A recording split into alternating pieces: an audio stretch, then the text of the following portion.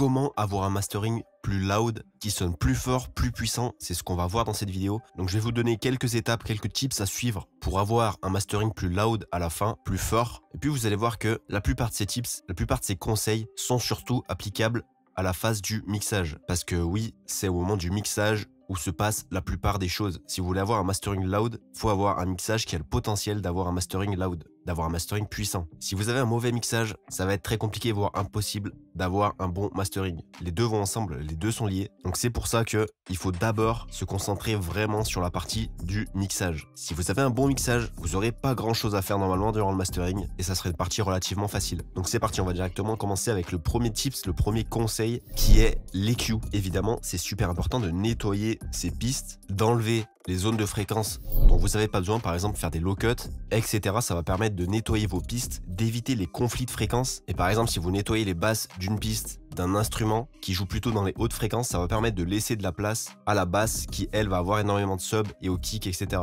Donc de cette façon, vos pistes vont mieux s'harmoniser entre elles et vous aurez un meilleur résultat avec un meilleur potentiel de loudness après. Parce qu'évidemment, si vous nettoyez aucune piste, votre mixage prendra plus de place, plus de dB et il va venir faire plus travailler votre limiteur par la suite. Alors quand je parle de nettoyage d'EQ, je peux parler autant de low cut, comme ici par exemple, que de high cut. En réalité, c'est aussi important si vous avez des pistes qui jouent pas dans les aigus. Ça peut être aussi une bonne idée d'aller chasser un petit peu les extrêmes aigus d'une piste qui en a pas besoin. Pareil pour laisser de la place à vos pistes qui jouent réellement dans les aigus comme les hi-hats, les cymbales, des instruments aigus, etc. Après évidemment, faut pas non plus aller dans les extrêmes et de tout réduire au max parce que sinon vous allez avoir un mix qui sonne sans profondeur et ça sera pas du tout naturel. Deuxième tips, deuxième conseil, on va parler du sidechain. Évidemment, le sidechain, vous le connaissez sûrement, quelque chose de très utilisé et de très utile. Le sidechain, j'explique rapidement quand même. Je vais prendre l'exemple du kick et d'une basse. Le but d'un sidechain, ça va être que quand votre kick va jouer, votre basse va s'abaisser pour laisser uniquement la place à votre kick de jouer. De cette façon, on va éviter les conflits de fréquences entre notre kick et notre basse qui ont tous les deux énormément d'énergie dans les low end, dans le sub. Donc c'est ça un sidechain, tout simplement, c'est une piste qui va faire plus de place à une autre pour la mettre en avant. Ça va nous permettre de gagner énormément de place dans le mix, d'headroom, ce qui va nous permettre par la suite d'avoir un mastering plus loud,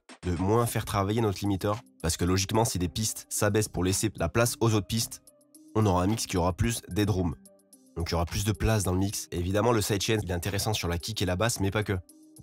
Vous pouvez aussi sidechain vos voix avec vos instruments en utilisant par exemple des multibandes compresseurs ou le FabFilter Pro Q3 comme je l'ai montré dans une vidéo. Ou il y a le Track Spacer aussi.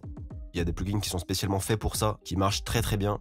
Vous pouvez aussi sidechain votre snare avec vos instruments, votre snare avec votre basse, certains instruments entre eux, etc. De cette façon, vous aurez un mix beaucoup plus harmonieux, beaucoup plus clair. Vous allez voir que vous allez gagner en clarté. Évidemment, faut pas non plus en abuser. Quand je parle par exemple de sidechain une voix avec des instruments, le but c'est pas qu'on n'entende plus vos instruments quand votre voix joue, mais qu'il y ait un léger rabais, juste pour laisser la place aux fréquences de votre voix de bien s'immiscer dans le mix. Tout ça, ça va faire que votre mixage aura un meilleur potentiel de loudness par la suite parce qu'il va gagner en headroom, il aura moins de dB, vous aurez une petite réduction en dB dans votre mix général, ce qui fait que vous pourrez pousser plus fort votre mix par la suite dans votre limiteur final. Troisième tips, troisième conseil, on va parler de saturation. Évidemment, c'est très important de venir saturer vos pistes durant le mixage. Pourquoi? Parce que ça va venir rajouter des harmoniques à votre signal, embellir votre signal, le rendre plus puissant, plus présent, et il va tout simplement gagner en loudness.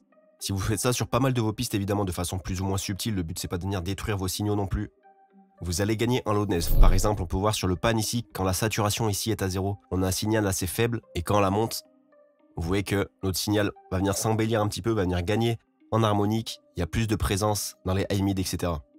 Et on va avoir un signal naturellement plus puissant. Donc c'est vraiment très intéressant, très important. Moi je le fais très régulièrement de venir saturer mes pistes. Ça peut se faire autant sur les pistes individuellement qu'aussi sur des bus et évidemment sur le mastering aussi. Ça va permettre de rajouter de la couleur au mix, des harmoniques supplémentaires, de rendre le tout plus puissant et plus loud. Donc la saturation c'est vraiment pas quelque chose à sous-estimer si vous voulez avoir un master loud à la fin puissant. Je vous assure que c'est une des choses la plus importantes pour avoir un master puissant. On va passer maintenant au quatrième tips, au quatrième conseil qui est de la compression. Évidemment ça va être intéressant de venir compresser nos pistes pour leur ajouter plus d'énergie et qu'on a des pistes un petit peu plus constantes. Ça va être aussi très intéressant de venir ajouter de la compression par exemple sur des bus et aussi sur le mastering. Alors évidemment quand on parle de bus et de mastering on va être sur des compressions plus subtiles que sur des pistes individuelles, plus légères. On veut pas venir détruire notre mix, écraser notre mix, mais la compression ça va être une façon très efficace de venir ajouter de l'énergie et d'obtenir à la fin un mixage avec un potentiel de loudness plus élevé.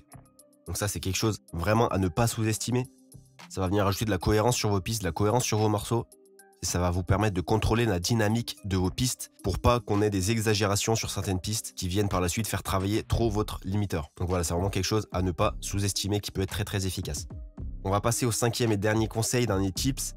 On va parler de clipping. Le clipping, c'est une excellente façon de gagner de la place dans un mix. Alors là, je vais vous donner un rapide exemple pour que vous puissiez bien comprendre clairement ce qui se passe quand on va venir clipper une piste. Là, j'ai rajouté un clipper sur mon master. Là, pour l'instant, il fonctionne pas, il a 0. Observez bien le pic qu'a mon master. Vous voyez que là, c'est à peu près un moins 12 dB.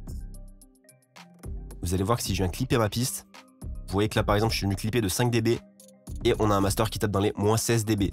Donc vous voyez qu'on a quand même gagné 4 dB d'espace. Donc évidemment là c'est abusé, hein. Vous voyez que je clippe beaucoup trop, surtout que là je suis sur un master donc c'est vraiment pas la chose à faire. Mais par contre c'est quelque chose qui peut être super utile, super efficace sur certaines pistes. Je pense par exemple au kick, ça va vous permettre de gagner beaucoup d'espace dans votre mix parce qu'un kick c'est un signal qui a énormément d'attaque et qui va prendre beaucoup de place dans votre mix, qui va venir faire travailler énormément votre limiteur. C'est pour ça qu'à clipper ce genre de piste ça peut être très intéressant. Évidemment le but c'est pas de venir détruire notre signal encore une fois. On peut faire des clippings de façon à ce que ça s'entende même pas dans le signal. Et c'est une des choses qui va permettre au kick, par exemple, de prendre moins d'espace dans le mix, moins de dB, et par la suite, qui va faire moins travailler votre limiteur. Donc le clipping, c'est vraiment quelque chose qui va vous faire gagner beaucoup d'espace pour avoir un mastering plus loud par la suite. Vous allez pouvoir pousser votre son plus fort à la fin dans votre limiteur.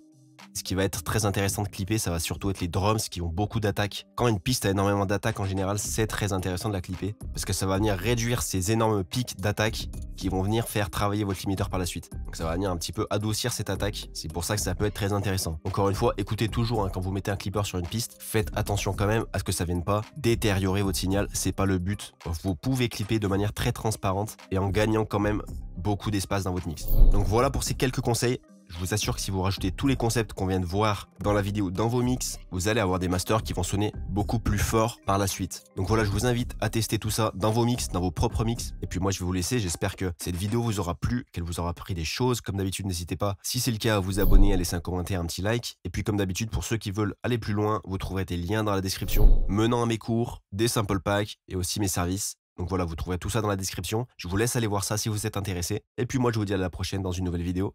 Bye bye.